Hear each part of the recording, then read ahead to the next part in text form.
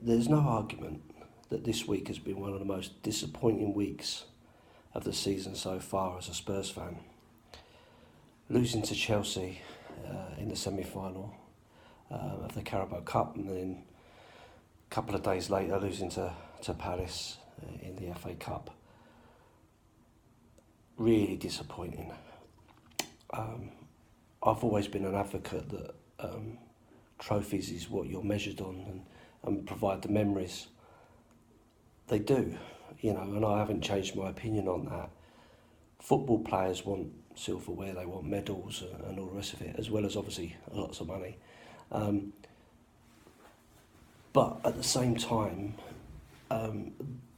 they want the prestigious honours, a World Cup, a Champions League, a Premier League, those kind of cups. The domestic cups are nice little bonuses to have, especially if you're at a club that's not going to be in and around, Champions League or Premier League title contention. So, a player's view will be one way. A fan's view is totally different.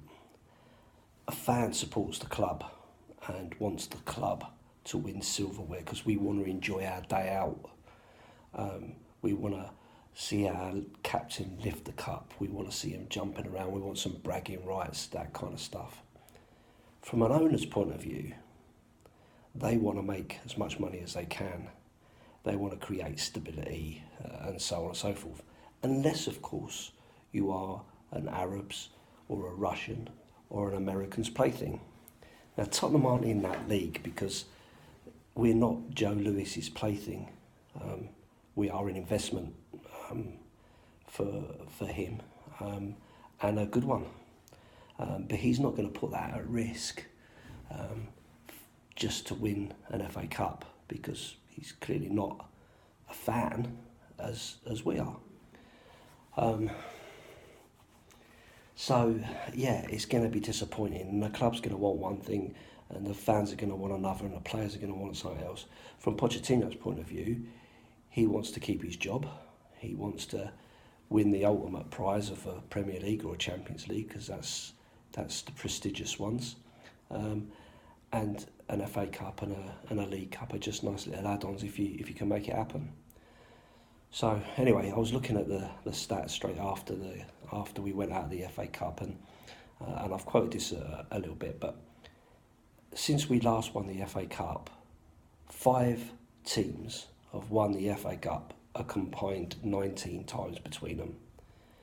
And since we won the League Cup, those same teams have won the League Cup 9 times. All bar one of those clubs have been consistent Premier League winners. So it's not always that easy to just go, well, we're a top team, we should win it. You're going to have a fluke here and there, so, Portsmouth have won the FA Cup. Wigan have won the FA Cup. But it's a fluke amongst all those other 19 occasions that have been taken by the same clubs. Obviously, those clubs are the ones that spend loads of money in comparison to clubs like us or like Everton or, dare I say it, West Ham or anybody else in mid-table. There was times when teams like Leeds were right up there as a major force, and Blackburn winning the Premier League and so on. So you're always going to have an element of also rans and those in the middle. Now, it's not that long ago that getting a Champions League spot was wildly celebrated by the manager and by the players and by the fans, that we'd actually managed to get there. And then how gutted we were when the Chavs beat Bayern Munich to knock us out of getting it for the next time. So it is with mixed emotions, really. We want to be top 4 because that's where the money is, but we want to win silverware as well. I understand where Pochettino's coming from. You know, I don't always agree with it. You know, and for us as fans, we want to win.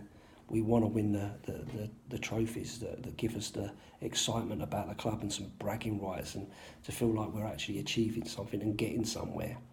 But in terms of taking the club to the next level, winning an FA Cup, it's not going to do that. Winning a League Cup, it's not going to do that. It's not going to make you the next step up. What it's going to do is it's going to add a nice little bit of silverware on your resume.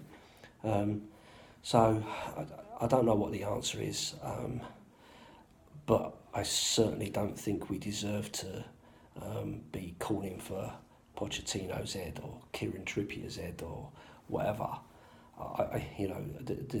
The meltdown has been quite outstanding this time. To be fair, I had to come off of Twitter and because I just couldn't bear to see some of the comments. People like KWP or Oliver Skip getting absolutely slated. To be honest with you, I'm not sure what games some of these guys are watching, because apart from the obvious mistake, Carl Walker-Peters had a decent game. He gave a really good outlet. He was full of running. He worked really, really hard. And remember, there's a lot of people that were calling for him to come in ahead of Trippier or ahead of Davis or whatever. And at the same time, there was also the issue of Oliver Skip, who again really worked hard in midfield. He pushed and he worked and he had some good passes and stuff like that. You know, he's an 18-year-old kid. You can't expect him to be setting the world alight on his first start for however many games. You know, he's learning his trade. He's developing. Llorente, you know, whilst I get people going, you know, he's not maybe quite good enough, he's not Harry Kane, this, that and the other. The guy's had 2 minutes here, 3 minutes there, 10 minutes against United. You know, you can't come in and be right on the pace if you've not played for 2 seasons. You know, you're just picking up a few minutes here, there and everywhere, you know, and an odd game in the cup.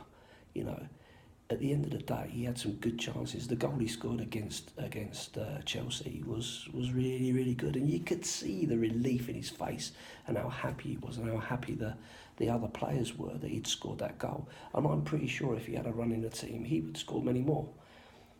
But he's got to have that opportunity, and with people calling for his head, he's not going to get them, is he? So I think, you know, okay, it's disappointing, but what are we going to do? We're still going to support the club, aren't we? We're still going to turn up, we're still going to watch, we're still going to pay our money. But the season's been a disappointing season. It's been a hard one to take, you know, with not having the new stadium open on time and, you know, going out of both cups now and all the rest of it. But do we really need to melt down? Do we really need to say, well, this is a disaster? Is it a disaster? Is it a disaster if we manage to get top 4 this year and we move into the new stadium towards the end of the season? Is it a disaster, really?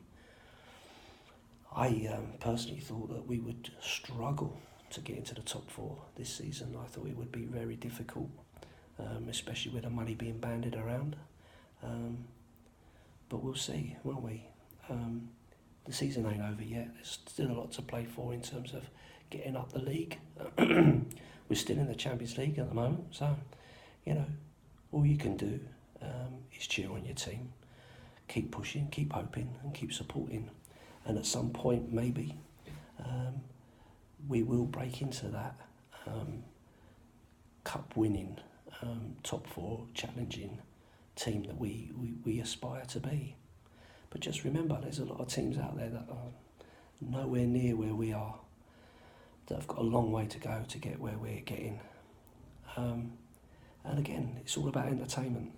You know, I supported Spurs right from the start because I loved the entertainment, I loved the way they played, and staying true to that and keeping it entertaining is what's kept me going over the years.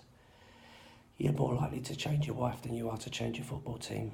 So, you know, pick yourselves up, grab yourself by the bootstraps, and keep on singing and keep on supporting and keep on praying and hoping that we get where we get. So at the end of the day, it's all about Spurs. So keep the faith. Up the Spurs.